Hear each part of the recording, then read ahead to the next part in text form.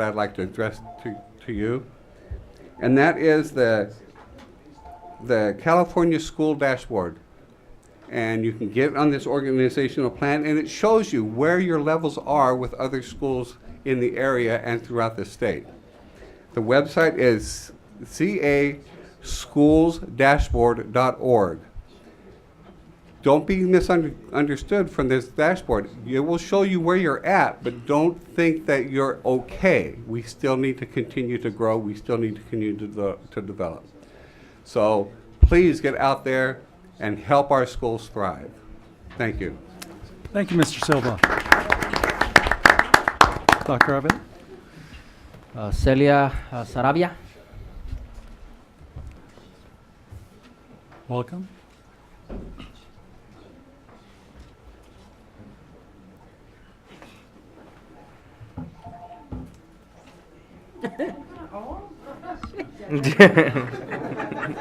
Seis minutos, doctor Macari, para mí.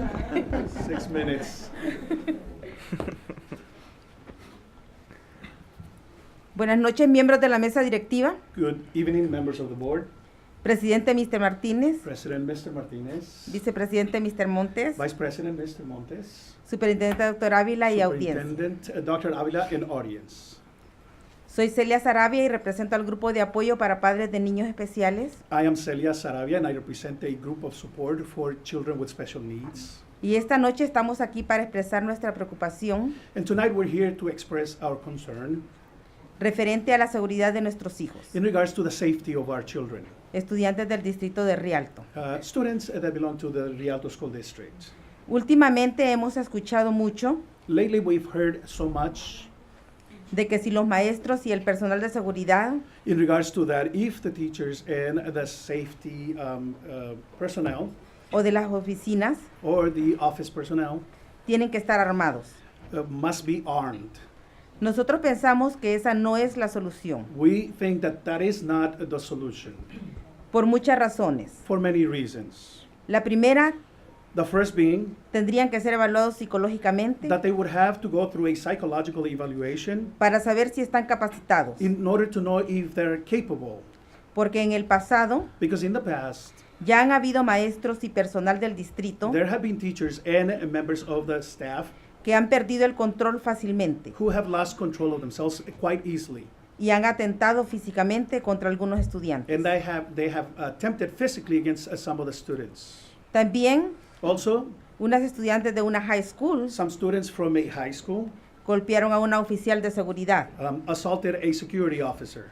Imagínense si hubiera estado armada la oficial, Imagine if that officer had been armed, la tragedia que hubiera ocurrido, the tragedy that would have occurred, o en el caso de nuestros niños especiales, or in the case of our special needs children, cuando tienen comportamientos agresivos. when they show aggressive behaviors.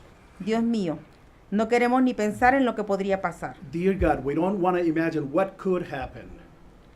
O en caso de que estuviera pasando algo Or in the case that something would be going on y llega la policía, and the police arrives, ¿cómo van a saber si es un maestro o un atacante? how will they know if this is a teacher or actually an attacker?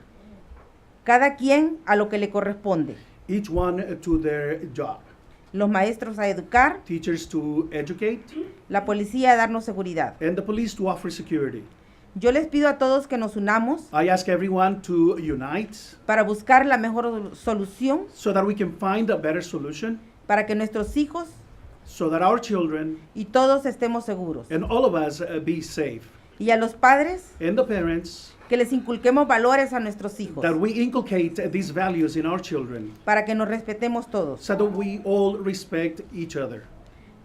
Muchas felicidades a todos los homenajeados, Congratulations to all those recognized tonight, especialmente a Miss Fawcett especially Miss Fawcett y Miss Hampton, and Miss Hampton, porque yo tengo la fortuna de conocer a Miss Hampton because I am fortunate to know Miss Hampton por muchos años for many years. y sé que siempre está And I know that she always is y da lo mejor a sus estudiantes. willing to give the best of herself to her students. Y gracias al buen trabajo que ella hace, And thanks to the great job that she performs, muchos de nuestros estudiantes many of our students ahora son grandes profesionales exitosos, today are great, successful professionals, incluyendo a mi hijo mayor. including my eldest son.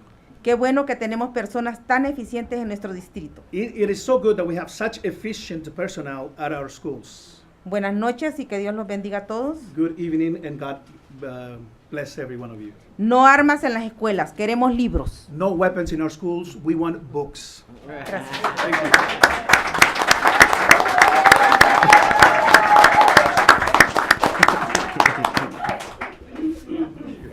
Mirna Ruiz. Welcome. Good evening, Board, Mr. Martinez, and the young audience. Again, my name is Marna Reese, and I'm here also with a concern on the statement that was made by Mr. Martinez at the last board meeting regarding that you agree for staff to be armed. I know you did not specify on which staff, but it doesn't even matter. And I also agree with what Mrs. Alaya just said, that one of the things that we definitely need is more books. We do need safety. I do agree with that, of course. But we do already have policies in place. But if we would make sure that we follow the policies we have in place, then we would not need no arms. We have wonderful security guards. We have wonderful teachers. We have wonderful administrators. But again, if we ensure that they're following what they need to do, that's already in place, we would not need to be having this conversation. We're not the same. We're our own district. We have wonderful students. You know, and again, if we concentrate also, we have, like I said, you know, we have two wonderful wellness centers at two wonderful high schools. But if we equip those wellness centers with the proper and professionals that we need and help our students, instead of having their own students helping other students, we need actual professionals. So let's try to spend money on that. Let's concentrate on that. Okay, and I also want to congratulate, thank you. I also want to congratulate Ms. Hampton, because I am a definite witness. She is currently my daughter's counselor, and she is amazing. So I do agree with that. Thank you.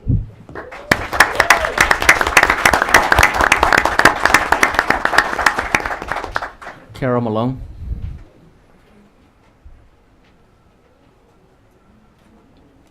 Welcome. Hi, my name's Carol Malone, and I want to talk about safety, especially in the middle schools. There was a couple incidents that happened at JHU back in November, where there was a couple fights and incidents that happened. I know, Dr. Avila, you're aware because some videos were sent to you. I feel like security comes outside of the school, stands right in front, and does nothing. I was told that if I don't feel that my niece is safe, don't send her to school. She was chased by over 20 kids. By the time I got there, the cops were already there. They were chasing her friend, and she was with her. She has an older sister. The older sister came out. The next day, her sister went and retaliated against the student. About a half hour later, 25 people were outside of my house, aging from the range of infants to adults in wheelchairs. The PD did not come out. You know that Rialto High School sits between Colton, Rialto, and San Bernardino. JHU security did nothing. Rialto High School's security is the one that followed them home and found out what was going on. I went to speak to the principal. He was not there. I showed up the next day at 7 a.m., 7:30, 8 o'clock. He was not available. So a bigger incident occurred. Mom, who doesn't have custody, got involved and decided to take the older sister and beat up the girl who was threatening my niece. And nothing happened. Let's move forward. I go to the school. Again, they're on break. I come to speak to John Roach, his last name. I hear nothing all week that they're on vacation. When they come back, I have to come to this office and find out who do I talk to. They said, go to the school at 9. Then the principal made himself available. I sit with him. I asked him to please set up a meeting. I'm in PTA. I'm a parent volunteer. I've been volunteering in this district for over 10 years. I went to school here. I said, you need to reach out to your community members and find out where these students are fighting. They said once it's off campus, it's not their problem. I said, what if a kid gets knocked out and hits his head on the curb and the parent doesn't know that he is on that street corner? It is now March. I just saw him tonight. I said, hey, what happened to that meeting I asked for the community? We'll do it at a coffee with the principal. That does nothing for the homeowners who live in those areas, who the kids are running amok. Yesterday, they had a fundraiser at Chipotle. 25 kids were running around Walmart. Why wasn't Adam there to supervise that and say, hey, parents, don't send your kids by themselves? So that is my safety concern. What they told me was that JHU is not as bad as the other 4 junior high schools. Okay, and let's just go back like 2-3 weeks ago. A mother stood outside in front of the school and let her daughter get in a fight. Where was admin there? Where was security? That is a huge safety concern, that fights just happen all the time and nothing happens. They give one kid a citation, but they don't give the other set. If you're gonna give one kid a citation for fighting, they should all be cited. And let me tell you, when you get a citation, you go straight to the probation officer. Thank you. Thank you. Dr. Avila, would you please follow up on that? We don't have any more not on the agenda. Okay. Public comments on the agenda. Any person wishing to speak on any item on the agenda will be granted 3 minutes.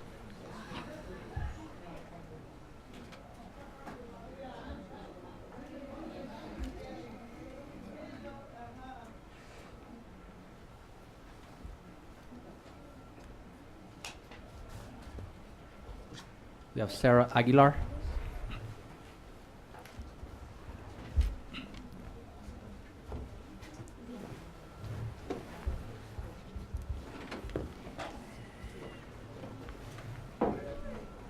Welcome. Hello all. I'm Sarah Aguilar. I'm the Nutrition Services Supervisor for all the secondary, high school, and middle school. And I just wanted to take this time. I'm a proud product of Rialto Unified School District to first thank you for having me here, and also, sorry. Ms. Fawcett was honored today, my boss, for an amazing award for Employee of the Quarter. I'm so sorry that happened to your daughter. And she is such an amazing boss, hands-on, works with you. I'm coming from outside of the district, so it's been, a difference for me, but she's been very, very hands-on. And the way she is with her passion and her heart for our students, it is just contagious and such a blessing, because the pride that I have coming back to the district, and for our students being able to give back to the district that built me, and having that passion at the top has really helped me to thrive. I'm so blessed to be a part of this amazing team that we have here at Rialto Unified School District, and I just want to thank her so much for, all of the constant guidance that she has given me, and her and Dr. Avila for giving me my position. I appreciate you all. Thank you.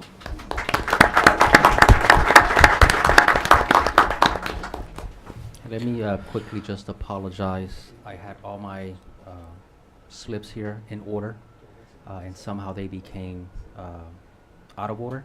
So I do apologize. Dr. April Clay, you can join us now. Welcome.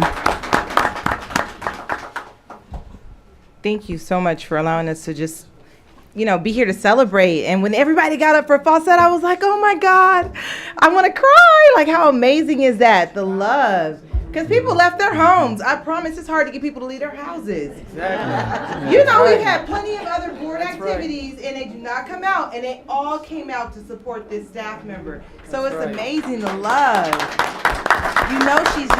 That she's pouring love into these kids and the families. But anyways, okay, that's not why I'm standing up here. I am standing up here as representative of Clay Counseling Solutions in support of the presentation that was offered by the District APAC.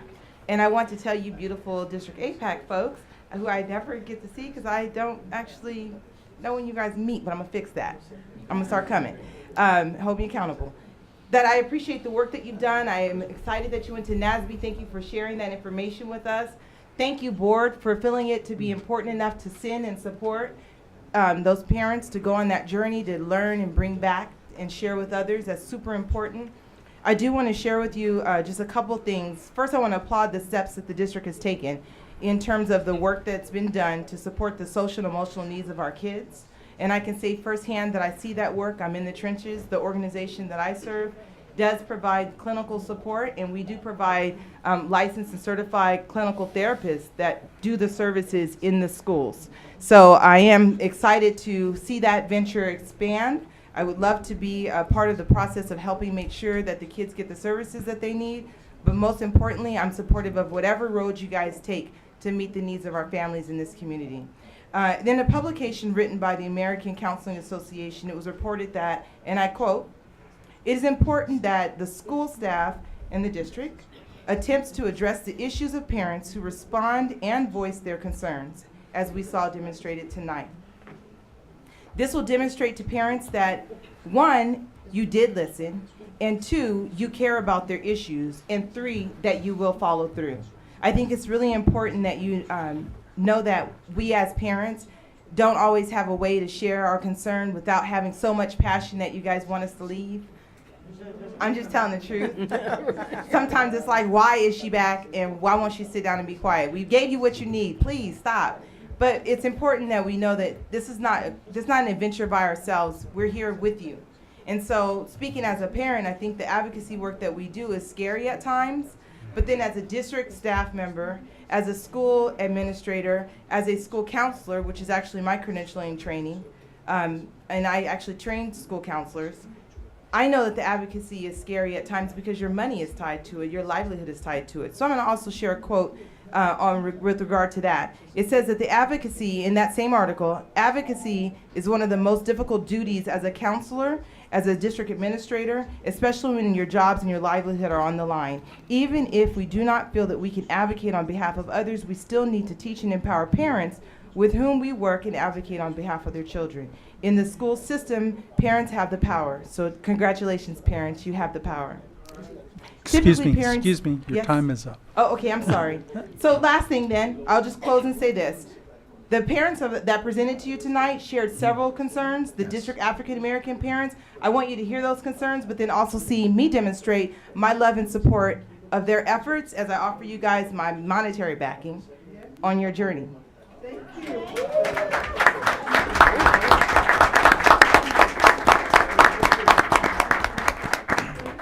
Thank you. Thank you for that support. Dr. Avia. We have Gina Heyman. Welcome. I'm Gina Heyman, and I'm parliamentarian for the DAPAC. Good evening, board members, Dr. Avila, and the community. One thing that left a huge impression on me during that NASB conference was how certain educators came up with very unique styles that were culturally related to our African American students. Their success rate was tremendously high, so I would like to see Rialto Unified School District move in that direction. And if you need assistance, I'm sure DAPAC and our team will be happy to assist. Thank you. Thank you. Latrita Luster.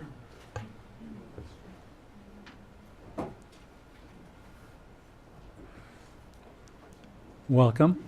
Thank you for having me. Acknowledging all the board members and everyone here. My name is Latria Luster. I'm a proud parent of Farrell Hunter, who's a student, a special ed kid that was here 2002 to 2014. He matriculated to the special education program. So that's where my passion is. I also have a daughter who started here 2009 currently. So to our initiative about strategy number 5, ensuring resources and our assets are developed towards supporting students' learning experience, that's very important to me. Also, the one ensure that how we evaluate students, black students going to the special education, that's done with care. That is not done just with care, but with passion, and it's done very intentionally. And that one of our biggest initiatives are about parents' engagement.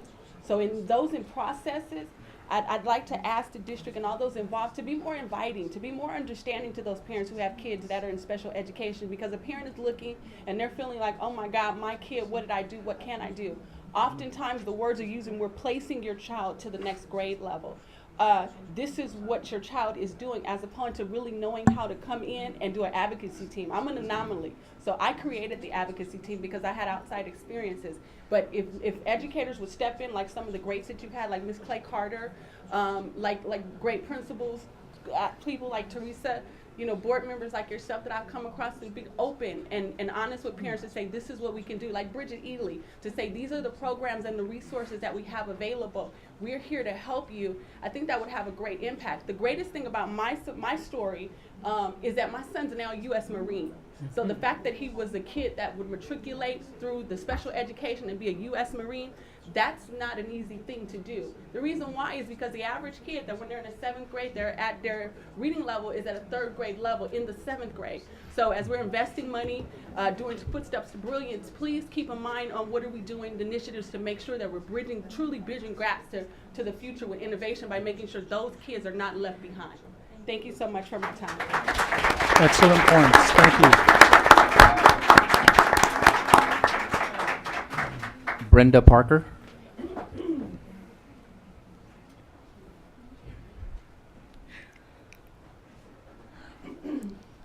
Welcome. I know, I'm hurrying. I need 6. I need 6. Oh, maybe not that many, maybe 4.5. Okay. Good evening, President Martinez, board members, our awesome Superintendent Avila, and community. My name is Brenda Parker, and I am the proud president of your district African American Parent Advisory Council. I would like to take a moment to put an emphasis on and charge you, the board, with the action steps that were so eloquently presented by our Vice President, Paul Scott. Number 1, instructional assistants assigned specifically for our Black students at all grade levels. Number 2, all Black students across the district have access to social, emotional support services provided by licensed clinicians. I'm going to reiterate all 5 of these because I think that is important. Number 3, that they also receive, Number 3, that they also receive culturally responsive restorative practices taught and implemented through the use of family community intervention councils. Number 4, we ask you immediately reevaluate the current process of assigning our Black students to special education designations. Many of our Black students as young as kindergarten has been designated special education. I ask you, how and why? Kindergarten? Life has not even begun yet. And number 5, there must be a task force created, designed specifically to address and monitor achievement and successes of our Black students. This is an opportunity for the Rialto Unified School District to act courageously and implement new and innovative methods of educating our children. As the saying goes, a rising tide lifts all boats. This is an opportunity for the district to positively impact the learning of all students, serving not just to put the district on the map nationally as an innovator and change maker, but also elevating education in the Inland Empire while producing the most technological and culturally advanced students who will serve as the catalyst for improving the infrastructure and economic landscape of this area for generations to come. Yes, there's going to be oppositions. There has always been opposition. But in the face of opposition, we are encouraged by 2 favorite quotes. Great spirits have always encountered violent opposition from mediocre minds. And please understand, Martin Luther King wasn't killed because he had a dream. He was killed because he got up every morning to make that dream a reality. And I ask you, I, as a Black parent of a Black student, please don't confuse my passion with anger, because I'm just passionate. I thank you and I applaud you and I challenge you to stand up to the 5 action steps that we have placed before you and beat that opposition that is going to come before you, because it's going to come. And we got you. We got your back. And we're right here. Thank you. Thank you.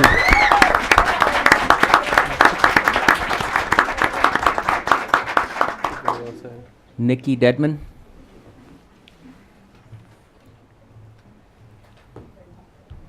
Welcome. Thank you. Good evening, board and cabinet. My name is Nikki Detman. I am the CEO of the Desert Song Group, which is an educational advocacy firm. I'm also here as the president of the District African American Advisory Council for San Bernardino City Unified.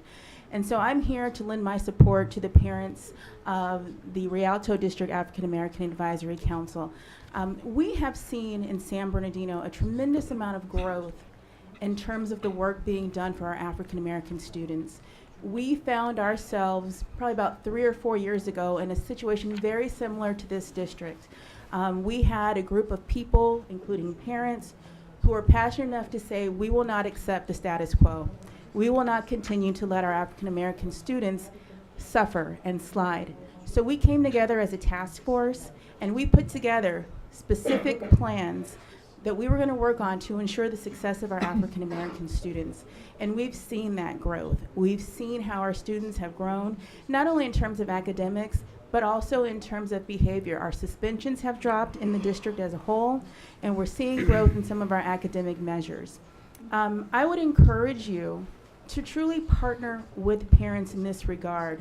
Studies have shown that the students of engaged parents perform at a much higher level in terms of academics and their social skills. Parents are a resource to you. These parents have already put together plans and programs for you. Partner with them, work with them. Our parents oftentimes feel intimidated to work with the school board and school administrators because they feel like, I don't have all these fancy letters behind my name.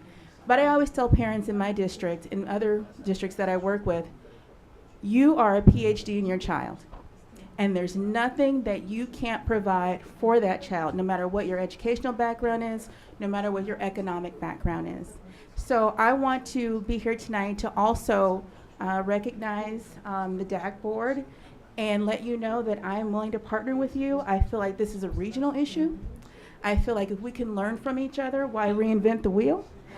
We certainly don't want to do that. We can learn from you, you can learn from us. So on behalf of my board in San Bernardino, we are willing to partner with you. We're open to meeting with you. If there are things that we can do to help you, we will certainly do that. I do want to thank the board for what you've already done. To send parents to a conference, you're putting your money where your mouth is.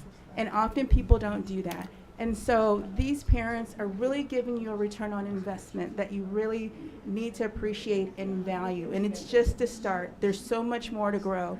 So thank you so much for taking the time to listen to me this evening. And I look forward to working with you and your day pack. Thank you.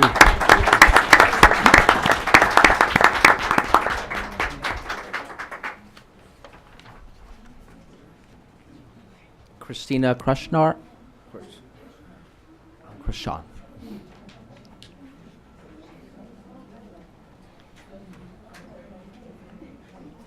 Welcome. Good evening, Dr. Avila, Board of Education. As you all know, we love Fawcett, and I just wanted to come back up here as one of her supervisors and tell her how proud we are of her and her passion. She has made me not just a better supervisor, she's probably like one of the not hardest working women, but one of the most strict bosses I've ever worked for. I've learned more from her than probably anybody I've ever worked for in my entire life. She is, I would feel like more like my life mentor. She's not just my boss. I go to her about my kid, about, I've got this, I'm having this issue, and she guides us all. Her door is always open to us, and her passion is just contagious about what she does for a living, about everything. And she works late.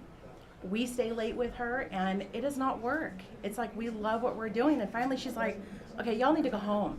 She's like, you need to go home and go see your families, go see your babies, and we'll see you in the morning. And then we come back at it again, and sometimes we're at it at weekends. And it's our other family. And I just want you to know how much we truly do love her and what she does, because she's a wonderful human being.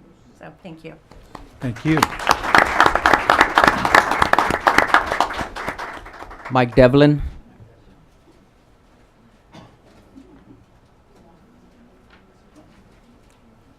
Devin Morris. Sarah Aguilar. She already spoke. That's all we have. Okay. Thank you, Dr. Avila. Okay, we are on comments number 3. Comments from association, executive board members. Rialto Education Association, REA. Welcome. Thank you.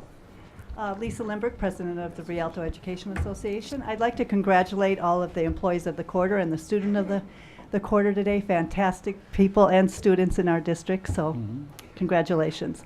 I also want to thank Teresa Brown for her invitation to me to the Black History Month celebration at Carter High School. It was amazing, very lovely event, and I was very happy to attend. I also want to mention the Safe Schools Symposium we did today, and I believe Saida Joffrey did organize that. It was amazing. Our students were so inspirational today. A couple of our board members were there, and you heard them. They are so articulate, and they know what they want, and the future is bright for us. That's all I have to say on that.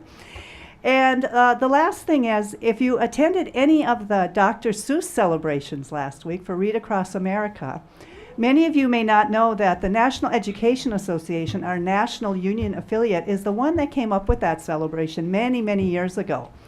And it's across the country. And here in Rialto, every year, REA gives away mini grants to our teachers. And this year we are very happy to give away $3,000 worth of mini grants to our teachers. So all of those things you saw, the decorations, the food, the books, some of that was paid for with REA donations. And our members from elementary all the way through high school participate, because many think it's just an elementary thing. But actually, more of our secondary people get involved because they send busloads of their students to the elementaries, and they read stories and they talk to kids. So I just wanted to share that with you. It was a great time. Thank you. Thank you. Okay, California School Employees Association, CSEA. Welcome. Good evening, School Board, President Martinez, Dr. Avila. I'm here today to thank the board and Dr. Avila. We sent 45 of our classified members to the Paraeducator Conference, and I'm in the process of still communicating with all of the employees that participated in that. The ones I've spoken to said it was amazing. They had 25 breakout sessions and different training areas, and they said they were very, very informative. I know Ria said that there was approximately, I believe, 72 people that had applied for that, and we're able to send 45. And just the feedback that the ones that were not able to attend are so looking forward to next year. So, but I do want to say thank you, and that is for our instructional assistants, and they said it was amazing, and some tools that they can use in the classrooms. But thank you. Thank you. Communication Workers of America.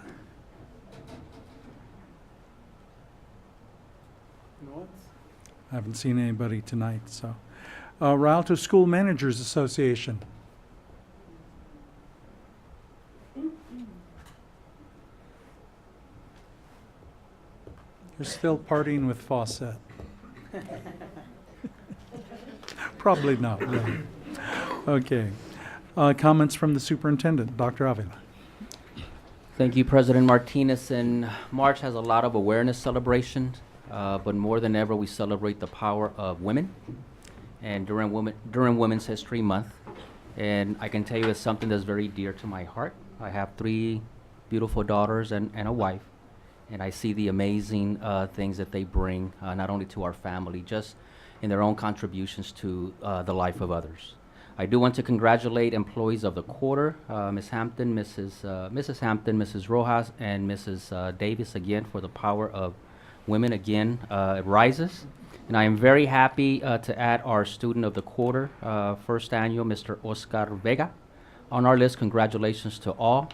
And while all are well deserving, again, I do want to take a quick second to just thank Fawcett for the exemplary way that she goes about fulfilling her duties and responsibilities. It is really the the quintessential employee, and we have many in our district, but our goal is to make sure that every employee in this district exemplifies those very same qualities. Think of the position that we would be in if every employee conducted himself or herself in the way that Fawcett does. Every day, service with a smile, and the work ethic is just amazing.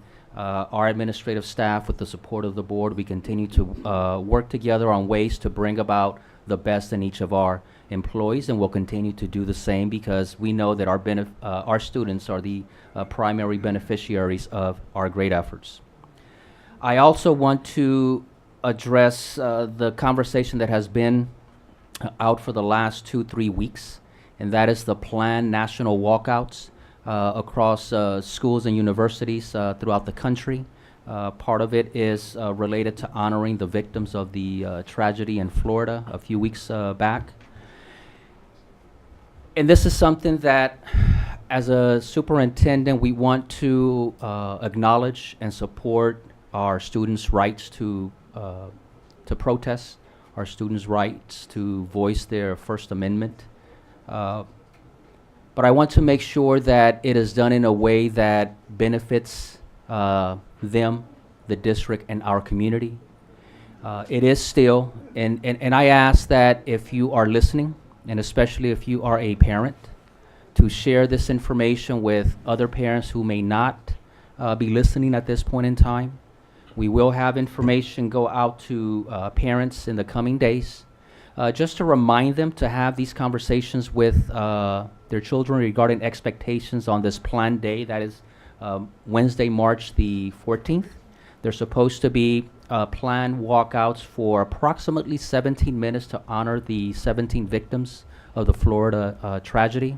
But we do know personally from experience that walkouts can go in a very different direction very quickly. And we want to definitely make sure that our kids don't end up proving the opposite or having the opposite effect of what they are marching for. And that is, if we want to honor the kids, we need to do so in a dignified way. We don't want the walkouts to end up becoming violent, and while we protest violence, that it becomes violent in and of itself. We are communicating with our school principals, giving them some direction, some advice on how to plan for that event and how to plan in the event that, so the plan is this, it is to encourage the students, the staff to work together and keep the kids within the campus, because it's still a regular school day. And our responsibility as a district is to maintain the safety of our kids while on our campuses. But we do have plans in the event that for some reason someone decides to go off campus. We do have a plan B. As a district, we cannot encourage it because then we'll be technically contributing to the delinquency of our very own students. But if it does happen, we want to be responsible and still maintain the safety of our kids. We are working with local law enforcement, the Rialto PD, to have a game plan to facilitate that process. And we hope, our plan is that the 17 minutes are used wisely with activities on campus, and that our kids resume class immediately thereafter, or if the entire day is going to be used for learning opportunities for those students to be able to, again, voice their concerns, voice their ideas for safety. Again, we're encouraging a number of different things. Each school will likely handle it differently. We're asking students to perhaps consider writing to the families of the victims. We are asking students to consider standing in a classroom for 17 minutes as part of honoring the 17 victims. Some schools plan to have an open mic to allow students to come and speak and voice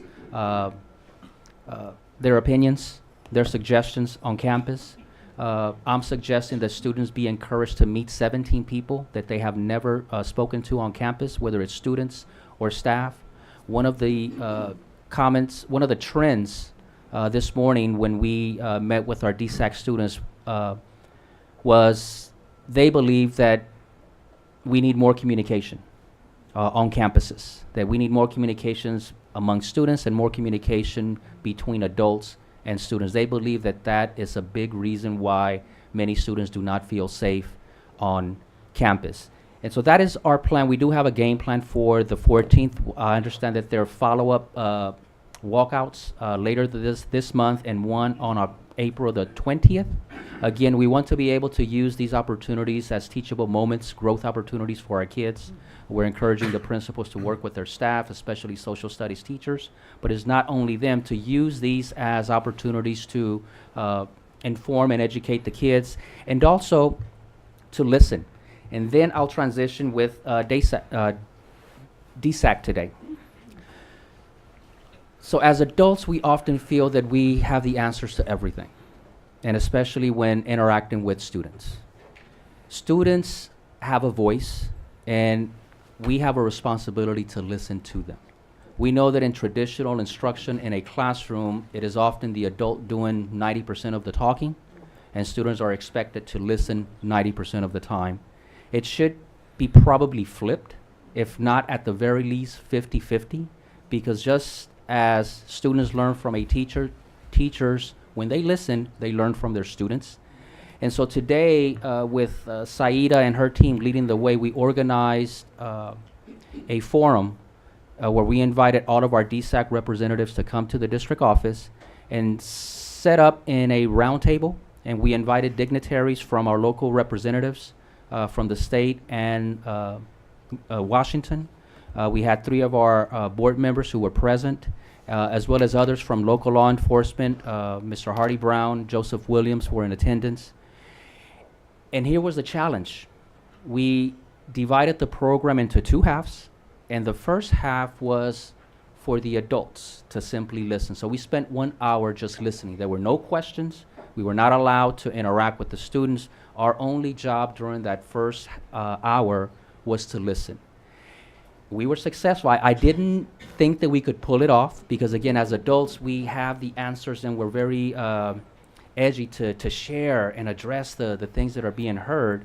But I am very proud to say that the adults behaved, we listened, and the students, as was shared earlier by Lisa, were just amazing. The energy in the room was, it's hard to describe for me. It was very powerful, but it's hard to put a word on it because what we were hearing and the way that it was being expressed was just something very tear-jerking that towards the end I kind of broke down because school safety to me is very personal. I had a brother and a sister who dropped out of school because they did not feel safe. And I lost a number of friends to tragedies growing up, to gun tragedies and with gun violence. And so safety in the community where I grew up was not guaranteed. And it was a struggle day in and day out. So to me, the safety of our kids is paramount. But to see hear the voices, and why shouldn't every kid in our district have the same level of education and be as articulate as our DSAC kids were today, addressing the audience. And the other thing that we didn't do, we didn't introduce anybody. We didn't want kids to feel challenged or to feel apprehensive about speaking in front of such and such. We didn't introduce names. We wanted our adults to simply listen. And so in the end, we asked for suggestions or ideas, and they spoke loudly and clearly. The kids, they didn't just go on and on and on, as sometimes kids tend to do. They were very precise with the suggestions that they were making. And as I shared with a reporter who was here, in communication has 3 parts and technically a 4th. There has to be a person sending the message, there has to be a person receiving the message, and there has to be understanding of the message in order for it to really be communication. For us, the 4th step is to really, so we listen. So the next step is to take action on it. And that's, we're compelled as adults here in the district, I as a superintendent, to have listened to our kids, to have understood what they said, and now is to take action on the suggestions, recommendations that they made. So I was very touched, but very proud of our kids, of the adults who participated. It was just something that, in my opinion, is I could say you can only experience. It's something that you only experience once in a lifetime. It's hard to pinpoint what I was feeling as these kids were speaking, as the adults were listening. It wasn't just a basic conversation or a monologue. It was something, you sensed the energy. I felt the energy, and I was very inspired and overwhelmed by it, that, you know, I'm very energized to take action on all those recommendations. So wanted to share that, and I do want to thank Member Walker, Member Ayala, and President Martinez for being there. We know that our other board members had previous commitments and were not able to join, but the presence that was there was just amazing, so I do want to thank you for that. And next, I want to share a couple of things with us. So we've talked about literacy quite a bit this year, and I want to share just an update on the progress that we've made. You've heard the number of words, maybe the number of books that have been read through the program Footsteps to Brilliance. Now we're looking at some real data. We're looking at assessments. For those of you not familiar, we have now an assessment called iReady, a system that really looks at the performance of our kids. And we chose this program because it very closely aligns with the state assessment to be able to really predict as closely as possible how our kids will perform at the end of the year on the state assessments. And currently we have, and I'll just say one, third grade, you know, we've paid extra attention to third grade. We started the year based on these assessments with 32% of our kids at or above grade level. And in their most recent assessment, we reached 48%. So it's amazing growth between the first assessment and the next assessment. We have one more.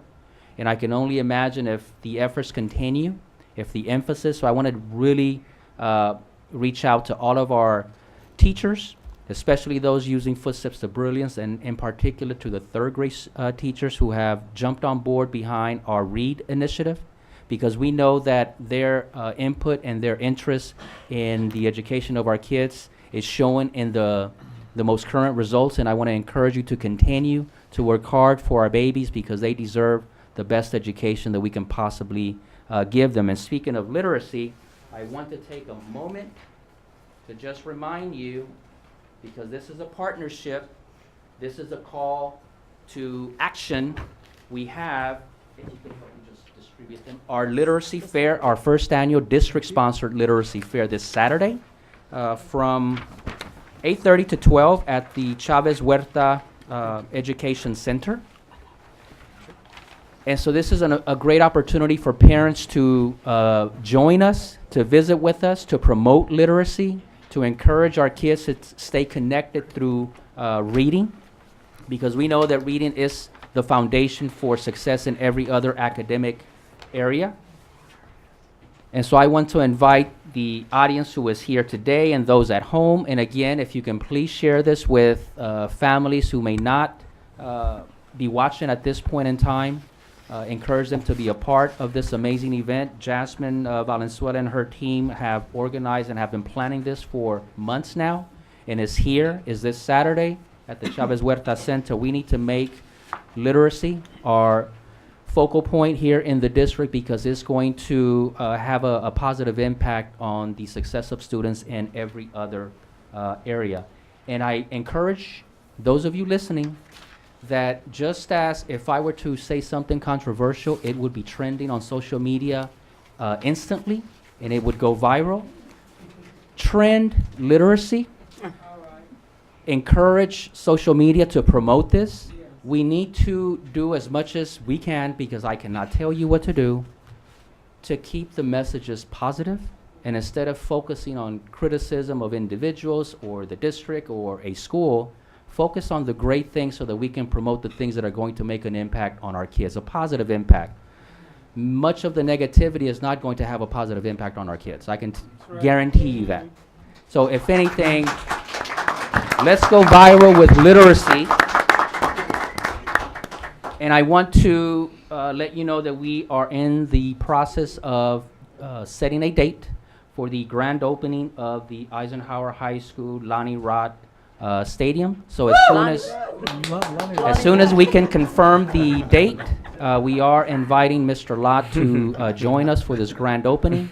So as soon as we confirm the date and time, we will announce it so that you can join us for this amazing opportunity that the community supported when it passed Measure Y, knowing that part of it would go to this particular stadium. So it's here, and we want to definitely celebrate it. Thank you for my extended time. Not a problem at all. All good information. Coming over to you, Mr. Eric. Okay. Good morning, or good morning. Good evening, everybody. Good morning. First, I want to talk. I want to talk about encouragement. Encouragement goes a long way. I know personally, if I'm encouraged to do something outside of school or in the school, I am always on board with it. So I'm asking parents to encourage us students, and even students encourage your peers on campus and encourage them to do more inside your schools and empower others. And I strongly believe that students like Oscar and countless others, if they are encouraged to do more, Rialto will be known as the best city in Southern California. Yeah, that's all I want to really say. Thank you. Excellent. Thank you. And we know you've got school in the morning, so you're welcome to leave at your choice. No, I'll stay. Okay. Appreciate that very much. Okay, Mr. Ayala.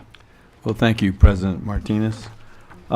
Tonight, I would like to use my comments to elaborate on what our kids are maybe going to face on Wednesday, March 14th, and that is a peaceful walkout or demonstration. It's important to learn what has happened in history, even with peaceful demonstrations, okay? Because we don't want to forget the past.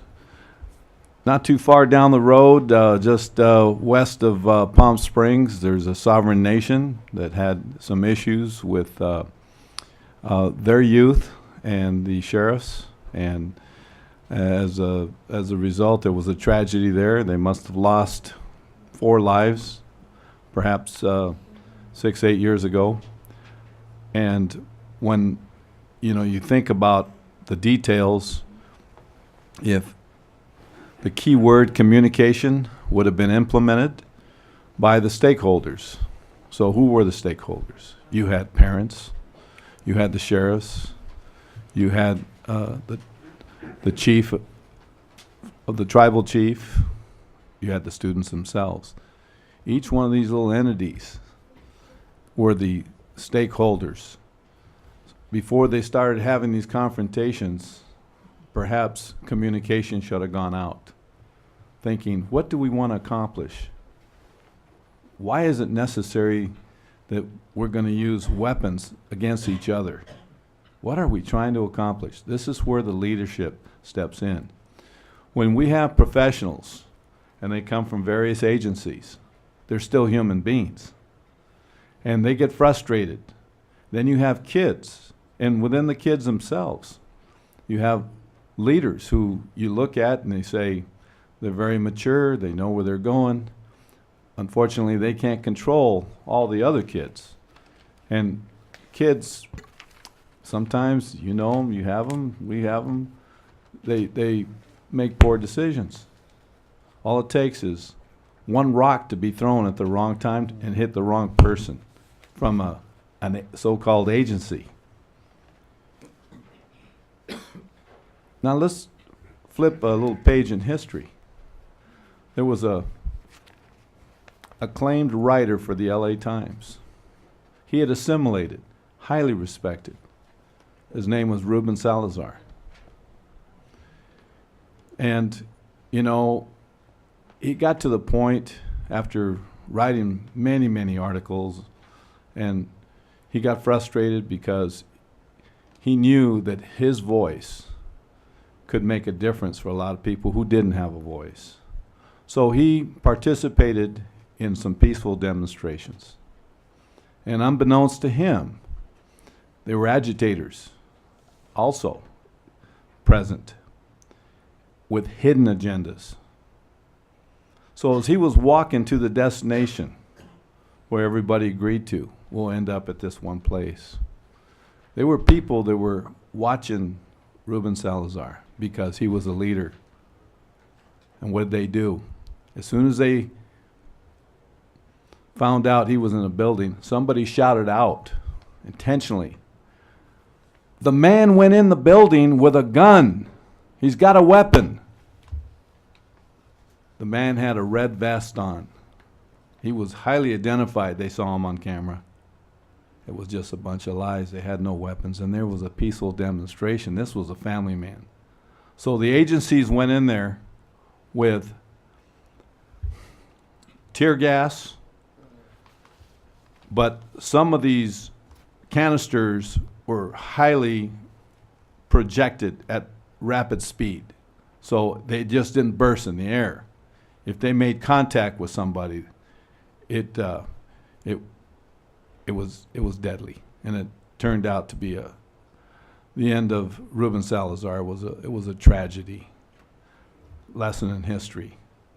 Not too far away, you know, the sovereign land, the problems with the youth. 4 of them lost their lives not that long ago. It was in the newspaper, with agencies that were supposed to protect them. There were agencies that launched those missiles to take out Ruben Salazar. The agencies themselves. These are stakeholders that have leaders. And when there's confrontation and things get out of hand, communication. Before it even starts, I like what Dr. Avila said. You know, you got to send a message. Somebody's got to receive that message. They have to understand it, and there's got to be a plan of action by every single stakeholder, or else you don't do it. That guarantees that if things start going south, we told you this went this way. If one rock went flying, if we seen people acting and shouting names, this thing ends. We don't go any farther. And the leaders, you put your cameras out there, and then you can identify the people who were there for hidden agendas. I didn't say this to scare you. One of our #1 priorities is to take care of our kids. And we do it in many different ways. We all have our stories to tell, but it's for educational purposes. Thank you for the opportunity to share a few stories with you.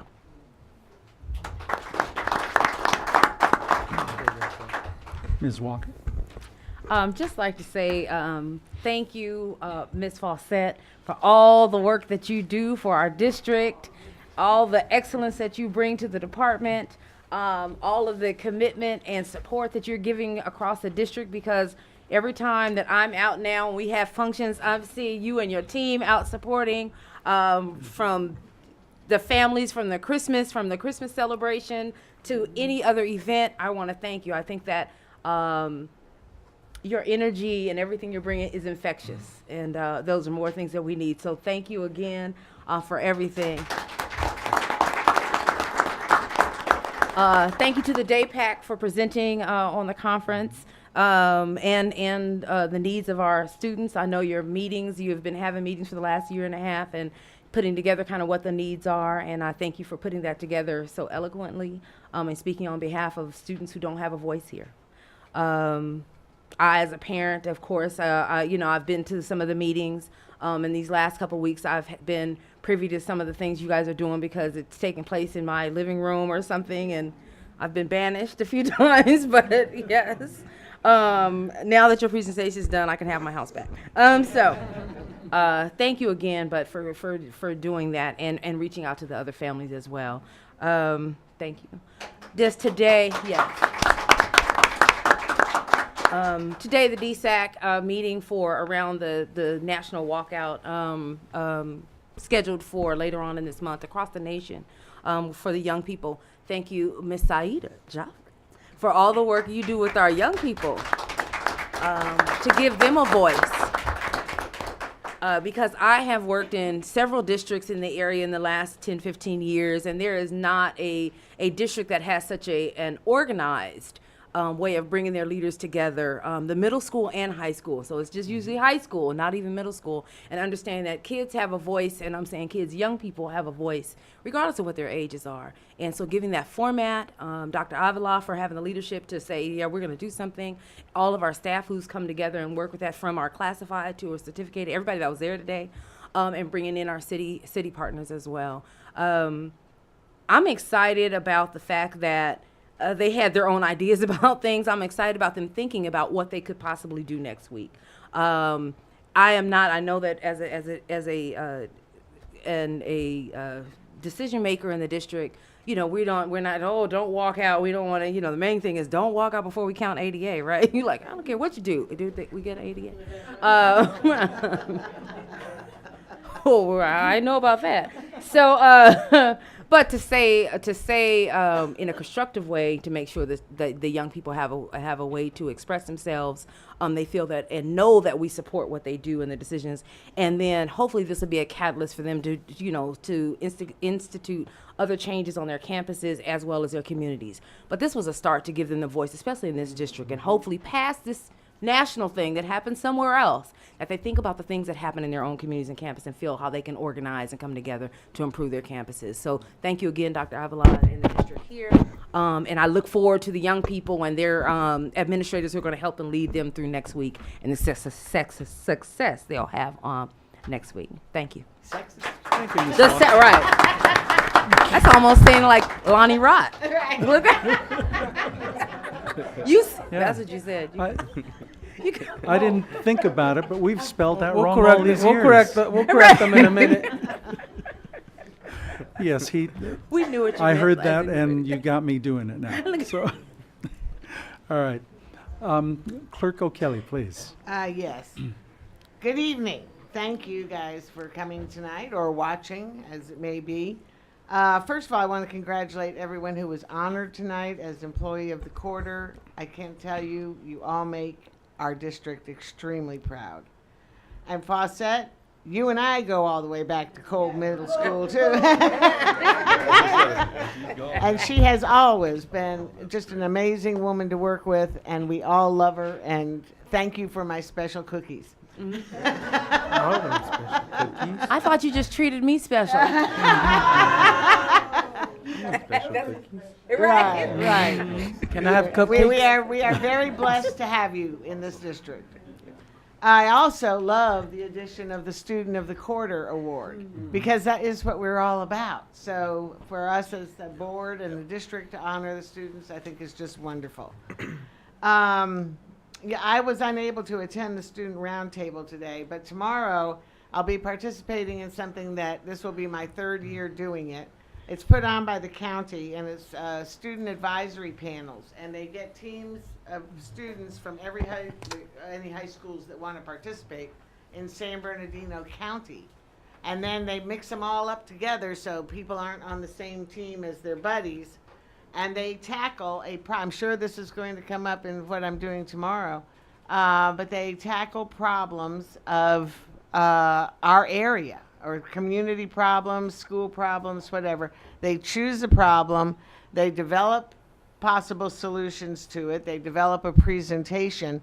It's all extremely well done, very professionally, and the ideas that the students come up with are amazing. And so I'm just proud that we have students that participate in this, and I'm excited, looking forward to tomorrow. And I'm sure that safety is going to be an issue that they're going to be discussing tomorrow. I also want to congratulate Eisenhower High School cheerleaders for earning first place in both junior varsity cheer and varsity cheer at the Sharp International Cheer Competition. So, awesome job, Eisenhower.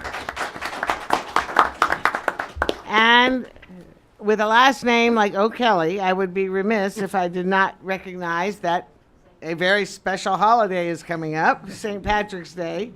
And I want to share a few facts about St. Patrick's Day, because most people think it's a day to just get drunk.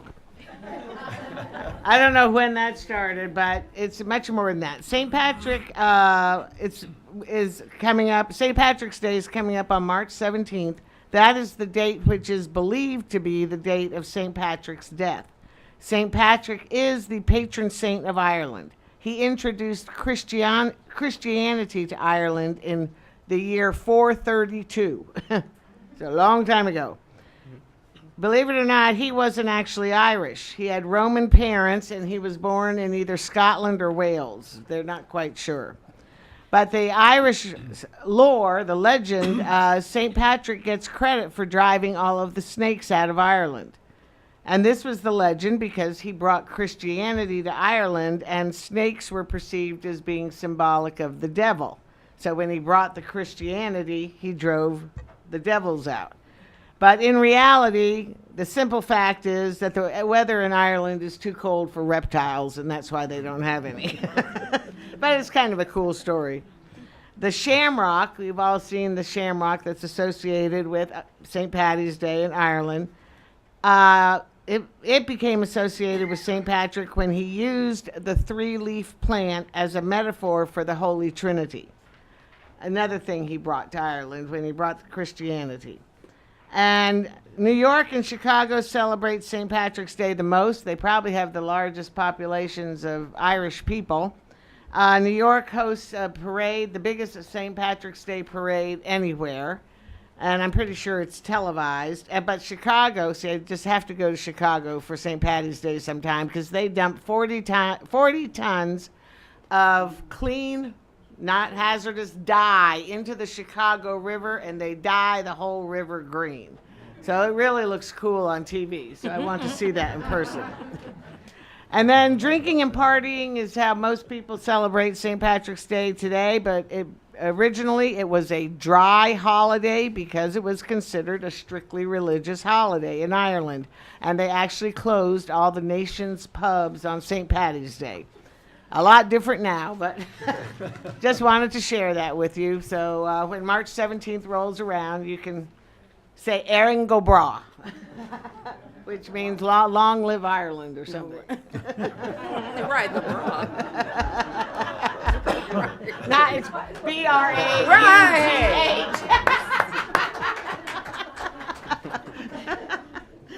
Okay, thank you all.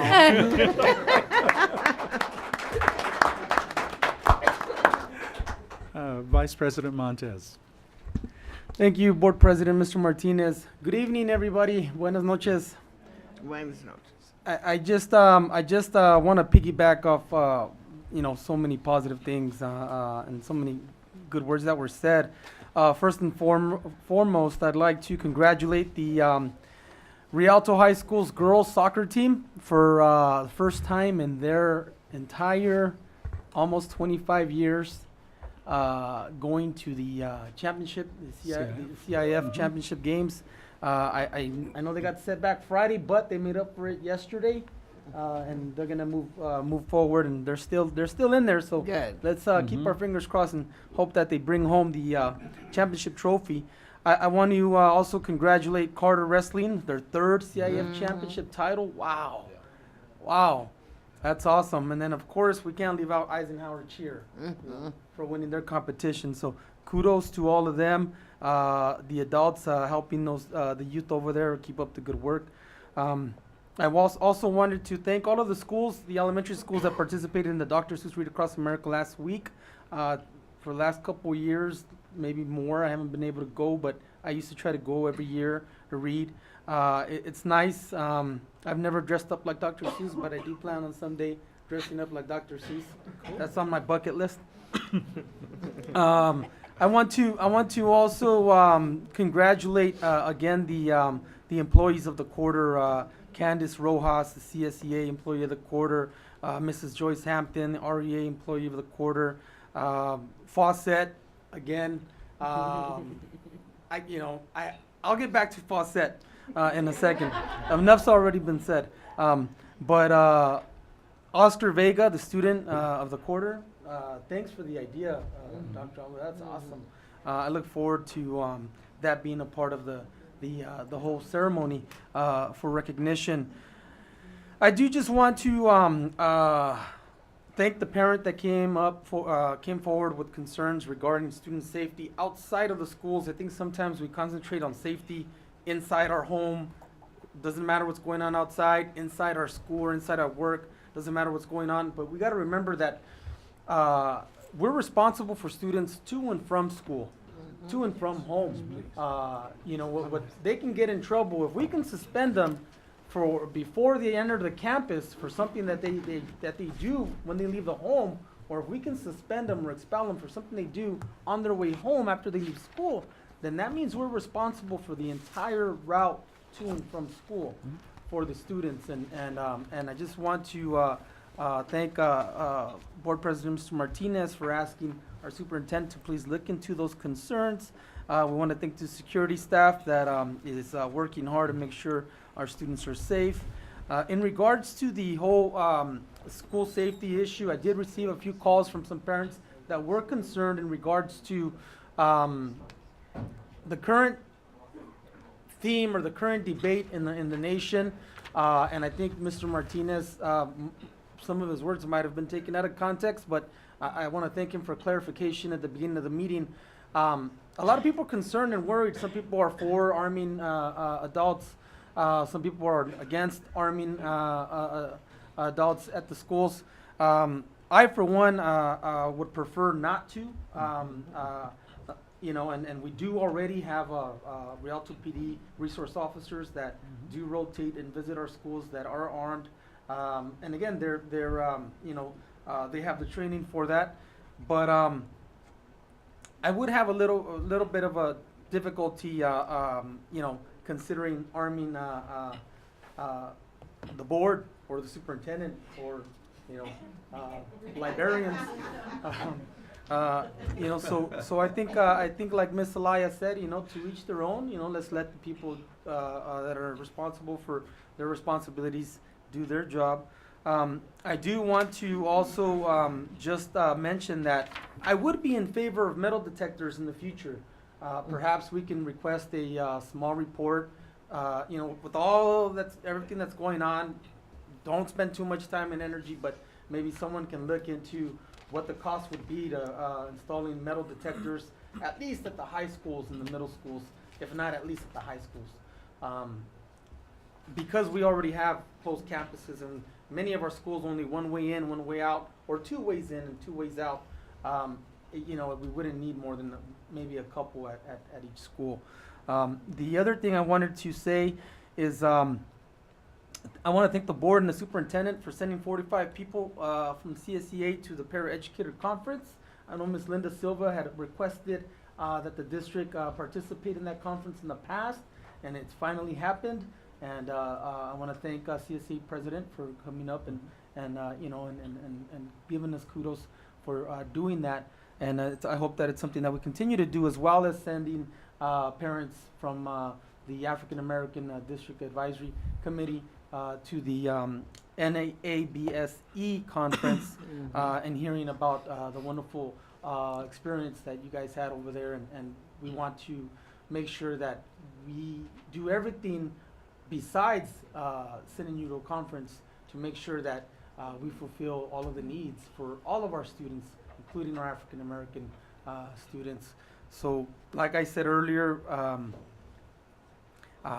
if you guys would like or are interested in maybe the district looking into African American ethnic studies, it's a possibility that we might be able to look towards that down the road. A lot of schools are doing it across the country.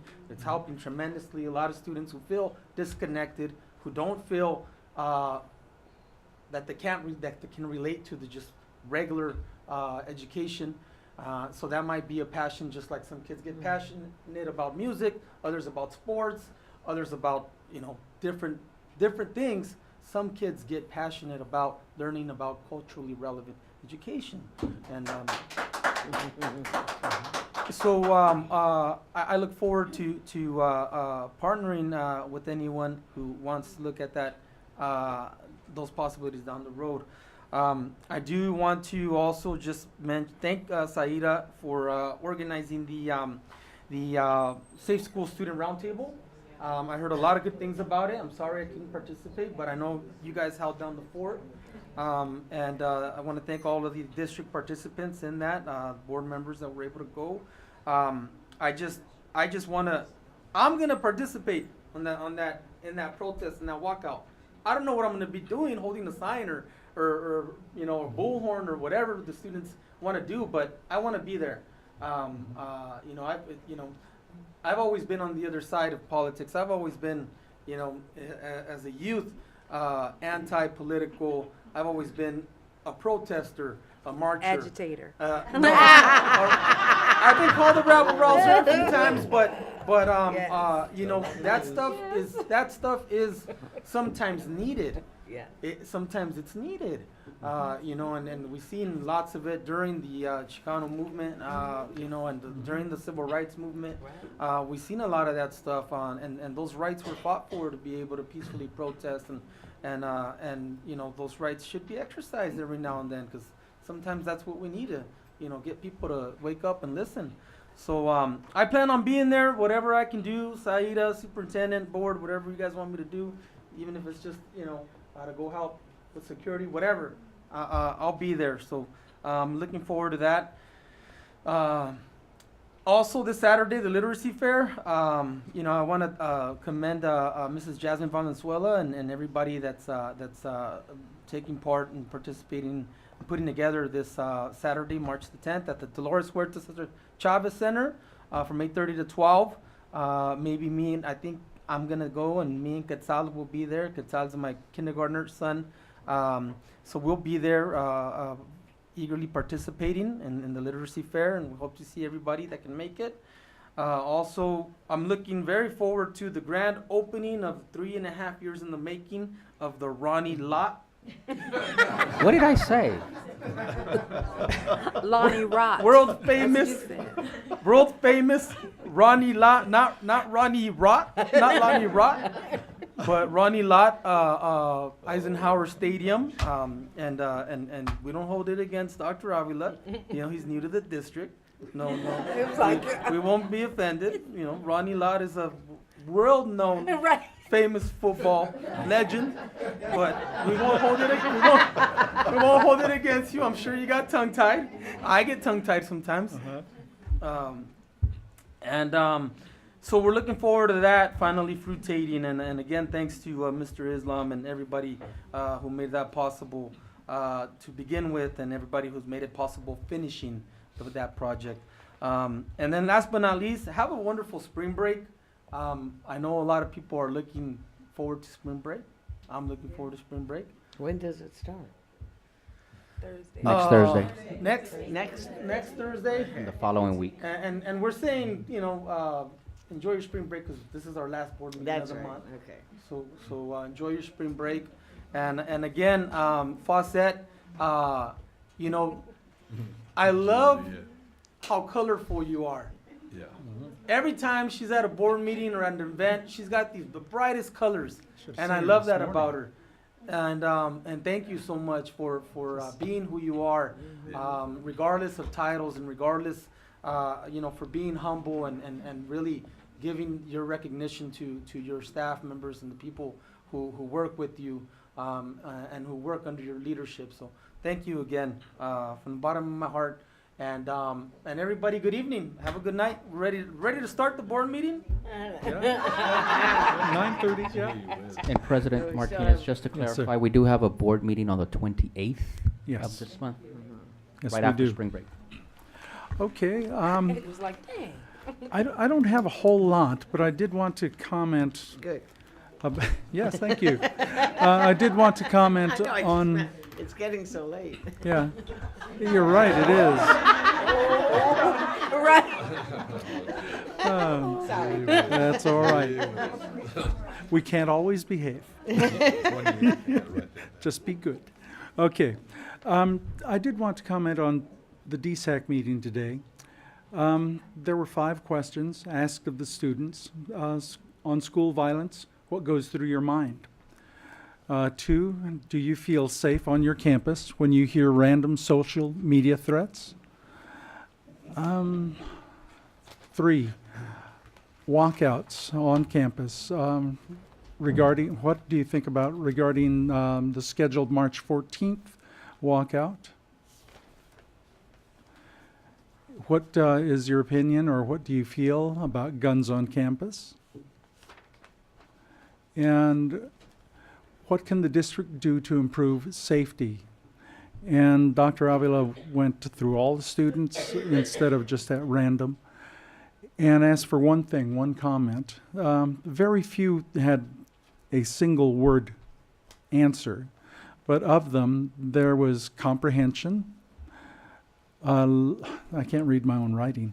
Students' lunch, standing at lunch, more security, work on intruder safety, metal detectors, more innovation, more police officers, need to be safer, better student-teacher connections, intruder drills, locking the doors, and thought and communication and pre-planning.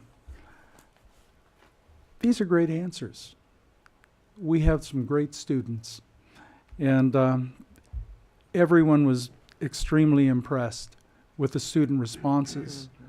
There is no doubt in my mind that the next generation and the generation after that is going to be of sound mind and able to care for us aged ones and lead into the future, well into the future. I like the idea of the student of the quarter, Dr. Avila. Consider adding middle school and high school. It may make for a little longer board meeting, but that's okay. Okay, that's already in the works. Thank you. I agree that we need to teach students, including how to be safe with their public activism. This is a teachable moment, and we really need to teach them the appropriate, safe way to have themselves heard. And I know Dr. Avila is on there, that we've discussed it and was discussed today. So without going any further, let's get on with the board meeting. Okay, D, there is no public hearing tonight. So let's go to the consent calendar items. All items on the consent calendar will be acted upon in one motion, unless pulled by Board of Education members or the superintendent for individual action. Okay, this is to approve consent calendar items reference E through J. I need a motion and a second, please. So moved. Second. Thank you. Okay, if you will turn to page 5, that is where we actually take the votes. Our student board member hightailed it to get some rest. Okay, vote by board members. Aye. Thank you. We are on item K, page 5. Discussion action items. I need a motion and a second, and then I will read it. So moved. Second. Thank you. K1, to approve the fiscal year 2017-2018 second interim financial report with a positive certification, as the board will meet its obligations in the current and subsequent 2 years. Questions, comments? Okay. Positive certification is the highest certification that we could ever ask for. Thank you to Fiscal Services, Mohammed's department, Diane Romo, thank you so much. Please relay that to all your people. Board, are you ready to vote? Yes. Okay, vote by board members. Aye. Thank you. Unanimous. Motion and a second on K2, please. I move to approve item K2. Second. Thank you. K2, to allow the district to utilize CalNet 3 E-rate program, contract with AT&T for telecommunication services. That's my Ronnie Lott movement or moment. Telecommunication services, effective July 1st, 2018 through June 30th of 2019, for a total estimated cost not to exceed $301,949.54 to be paid from the general fund. It is reference K 2.1. Question, comments? Nope. Okay. Vote by board members. Aye. Aye.